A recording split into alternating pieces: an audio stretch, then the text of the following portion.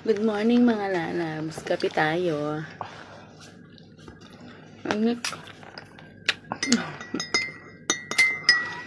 Kamusta po kayo? Hinihintay nyo yung reaction ko dun sa video ni Kalo. Sa kanyang special friend.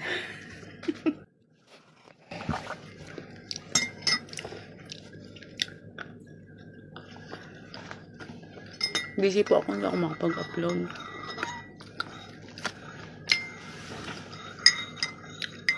Kape po. Natatawa lang po ako sa daming kinikilig.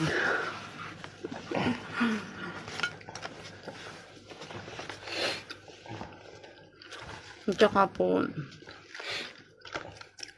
dahil nga naka-update lagi sa akin si Kalo. Ayan po yung tumawag sa akin si Kalo. Ayan, nasa biyahe po siya at sabi nga po ay pupunta siya ng San Miguel High School. May kukunin po siyang requirements para sa school nila. Tinatanong ko po kung sinong kasama niya. Sabi niya po, yung mga friend niya. So, sabi ko, ingat. Kasama daw po niya si Emil. At saka po may isa pa siyang friend na kasama. Ayan po. Diyan niya po sa akin pinakilala si Ina na friend niya. At niloloko ko nga po, sabi ko, Kaya po siya natatawa. Ayan.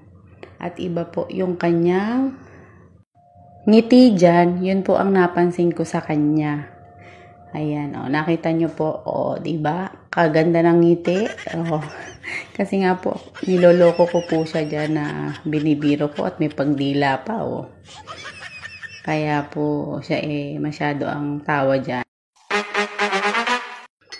Alam ko naman po yung special friend niya yun. Pero, ganun din ang pakilala niya.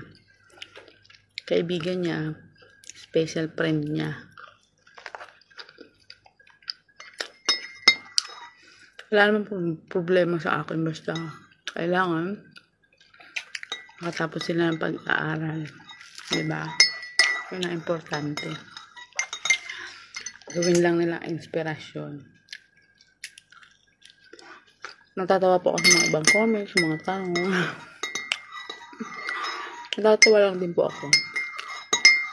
Kasi nga po sabi, yung Kalo, friend niya, special friend. Ano naman po dapat kong i-react, diba?